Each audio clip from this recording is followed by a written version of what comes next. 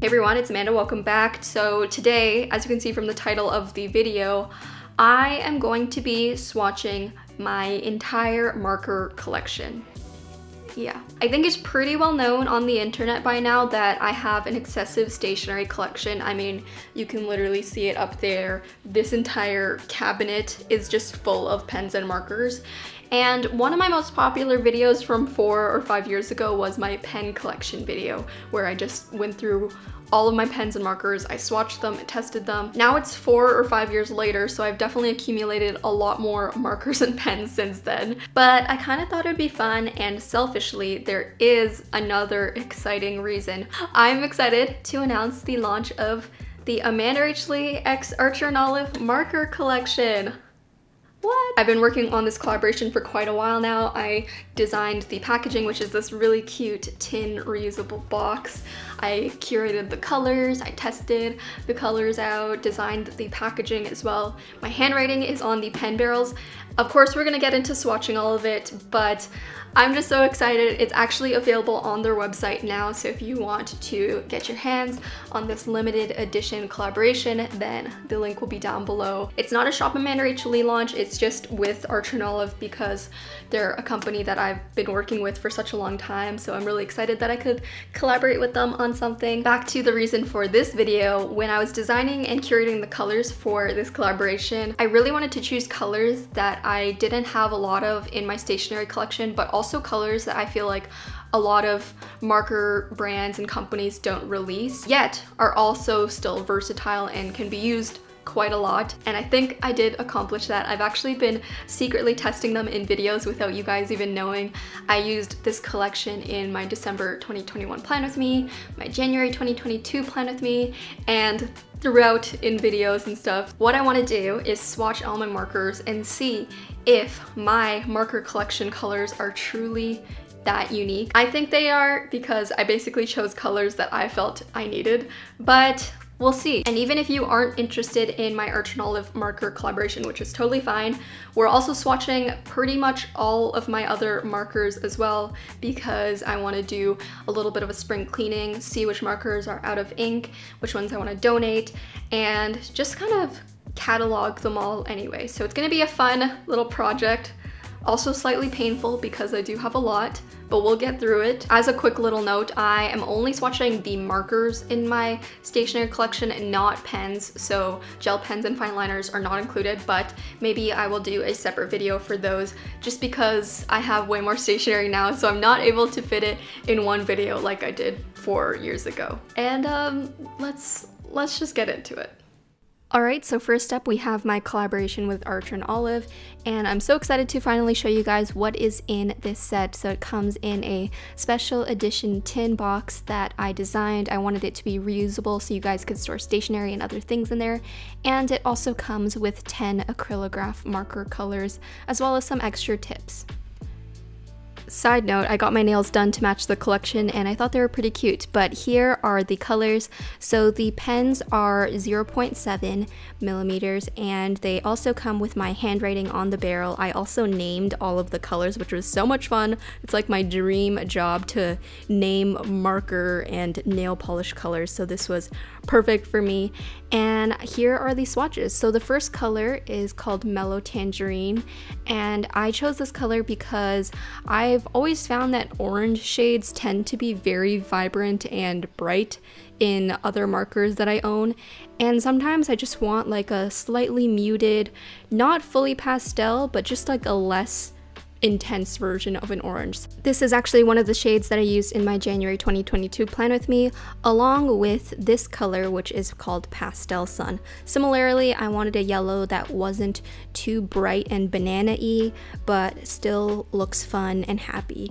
Next up we have Rice Paper, and it's hard to tell on camera, but in person you can definitely tell a difference. It's this really subtle beige color.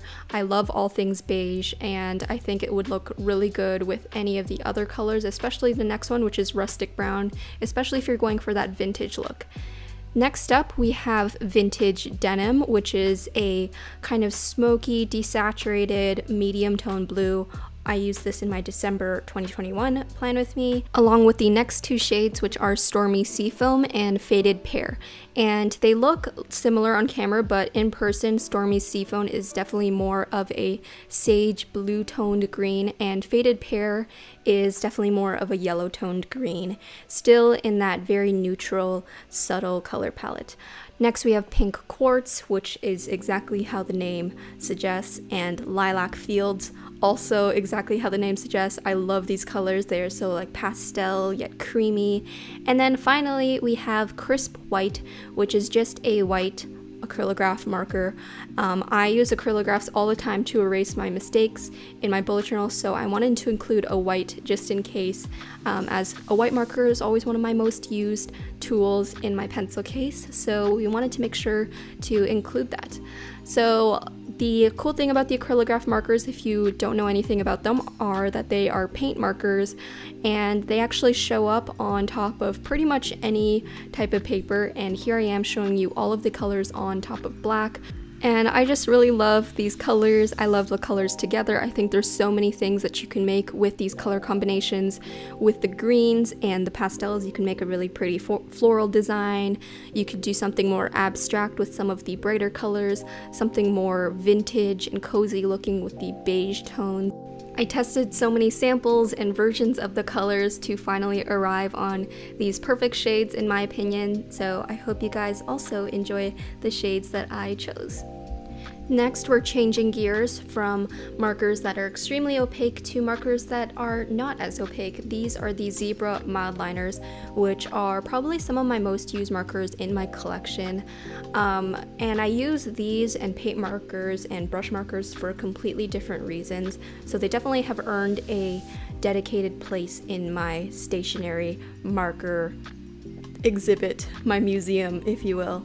So these actually come in different sets of 5, I believe. I think now you can actually buy the full collection. When I first started making these stationery videos, they only had 3 sets. Who remembers those days? But I think they've come out with so many different colors now, which I tried to separate them out by sets on the page, but I honestly forgot which ones went in each set. Sorry about that. There is a thin tip on one side and a highlighter chisel tip on the other side.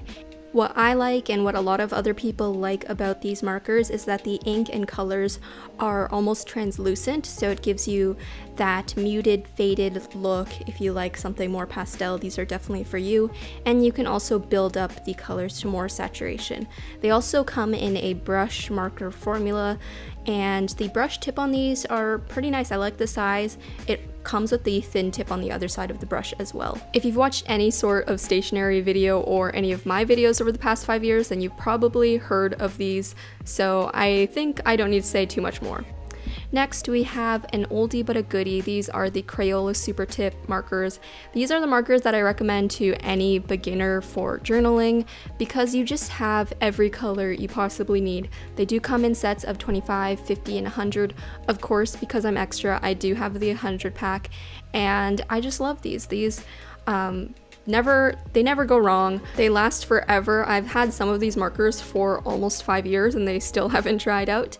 And you can draw with a really thin tip if you use the point, or you can use the whole flat side edge of the marker to fill in a larger space, so they're really versatile. You can also do calligraphy with these, even though they're not technically a brush marker. I think I have a video on that somewhere on my channel. And like I mentioned, if you get the 100 pack, it's such a good deal. You get all of these colors, and I don't think it's too pricey, which is why I think it's such a good set for beginners. In terms of the ink on these, as you can see, the colors are definitely more vibrant than the mildliners. They still have some translucency to them, so you can definitely build up saturation, but you might get some pooling where if you stay in the same place with your marker, it gets darker, or if you layer, it doesn't blend as easily, but nothing too crazy. Next up, we have a recent new favorite of mine, which are the KURETAKE ZIG clean color dot markers. These are really unique, so the end, as you can see here, have a really wide dot tip, and it's meant so that you can create different thicknesses depending on how hard you press. And then the other side has a thinner, almost fine linery tip, but I typically use the dot side because I like that you can fill in large spaces, but also get that variety of thickness. These are the markers that I used in my most recent plan with me. I love them. They come in pastel colors. As you see here, this is the pastel set. They come in more vibrant colors, and they also come in metallic ink. KURETAKE does a lot of metallic markers, and I think their metallic ink is really, really good. It shows up on black paper as well. And in general, I think these are a great alternative to like super tips if you want to upgrade slightly, because you do get the fine liner side on the other end. Another KURETAKE ZIG collection, we have the brushable markers. We're heading into the brush marker kind of section. So these ones are your typical dual tip brush markers, but instead of having like a fine liner on one side, actually both sides have brush tips. So you get a lighter color on one side and a darker color on the other side. And usually it's like 2 shades darker than the color on the other side. I think they intended you so that you can, you know, blend if you want to do some calligraphy with 2 tones. So it's kind of nice that you get more bang for your buck, and they have such a wide variety of colors in these. It's kind of crazy. I don't think I have all of them even, but I have quite a lot, as you can see from this page. And in terms of the ink, it's very opaque, saturated. These are also pigment-based ink, which means that you get this really punchy color. It's usually UV resistant, so it won't fade, and they're water resistant as well. So some of the other markers are water-based ink, which we will get into right now. These are the KURETAKE fudebiyori brush markers, and these have a thinner tip on the brush end than a lot of other brush markers. I find that it's stiffer, which I actually kind of like. It gives it this like satisfying crunchy sound whenever you use them. It's very specific to these markers only, I find. But yes, the ink is water-based, which means you can do blending with water. You can kind of use it like watercolor as well. I'm not sure about the metallic ones, which I'm showing you guys right now. Like I mentioned, they have great metallic ink, but for this collection I find that they don't have as wide of a color selection. Next we have another water-based brush marker, which are the good old Tombow dual brush markers. These are the ones that I first started out with. I think a lot of you guys have as well, and they have a really wide color selection. The markers are extremely tall. This is something that's unique to these markers. They're really tall, but one end has the brush tip and then the other end has a thinner kind of bullet tip marker. In terms of the tip, it is a bit more flexible than the previous ones. They're a bit on the larger side, but all in all, I really, really like these. I kind of use these as markers more recently just because I like the color selection. It does come in the more vibrant colors as well as the more pastel subdued colors, which you guys know I love, and since they're water-based, you can do a lot of that fun blending action with them. Again, you can't go wrong with these. These are classics in my eyes and also very long lasting. I've had some of my Tombow dual brush pens for years, and the only thing, just like any felt tip brush marker, is that you just have to be careful with fraying, but that's not specific to Tombow dual brush pens. That's in all cases. As you can see, I spilled over to the other side because I have quite a few of these. Next up, we have another classic in my opinion, and one that you guys have heard me talk about pretty much in every video. These are the Tombow fudenosuke brush markers, and do I even need to say anything?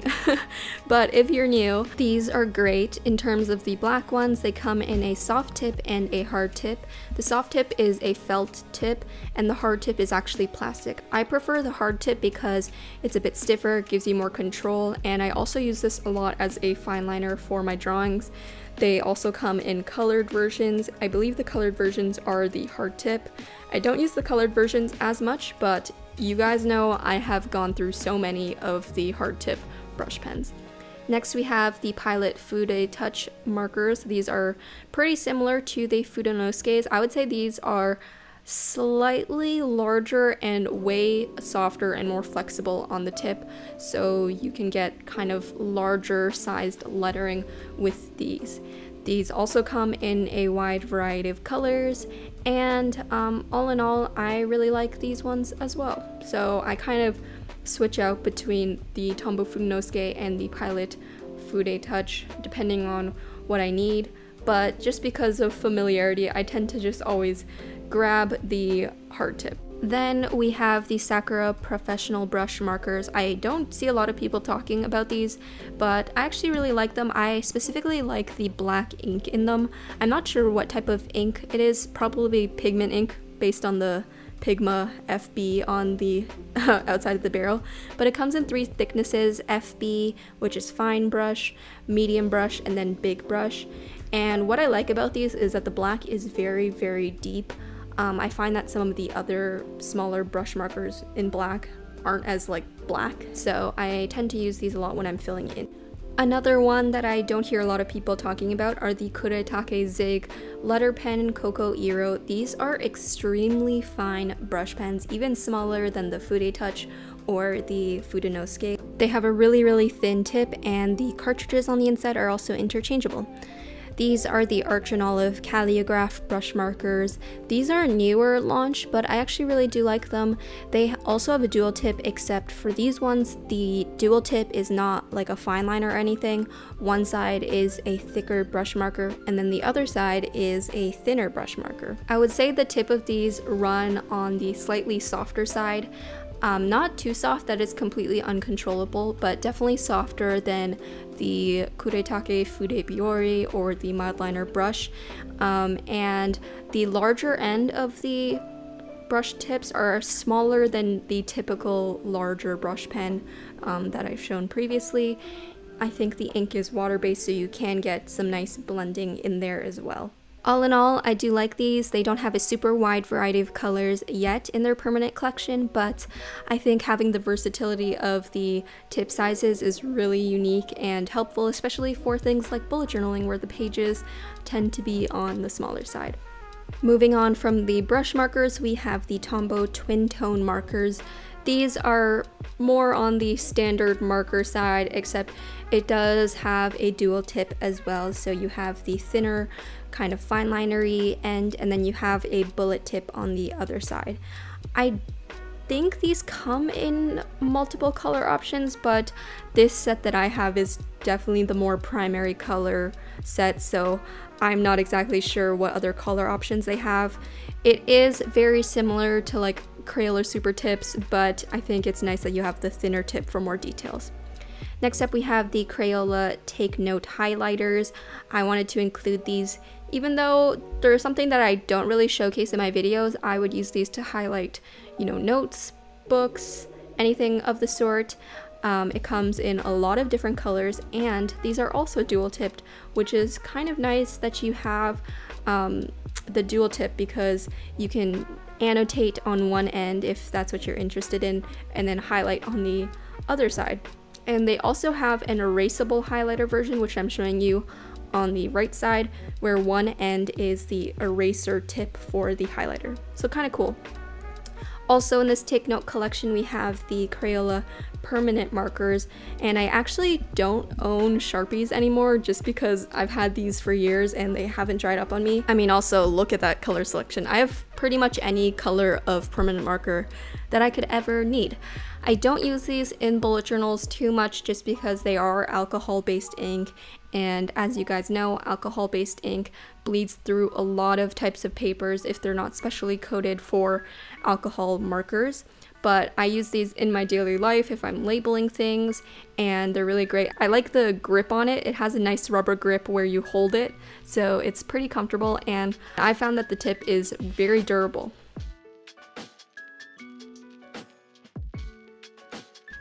This next section is the paint marker section, which is probably the most comparable to the Archer and Olive collaboration that I did, since that was the point of this video. These are the UNI POSCA paint markers.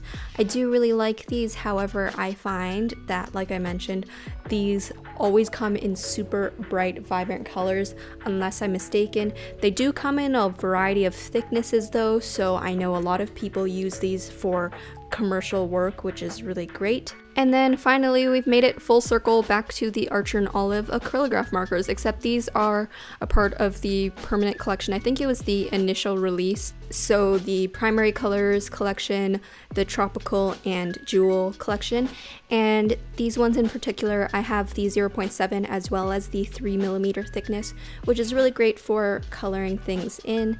And as you can see, these colors are very bright and vibrant, which is why I wanted to create a paint marker that had sort of that lighter, almost like translucent marker look, except in a paint marker, so you could use it on black paper or craft paper if you wanted.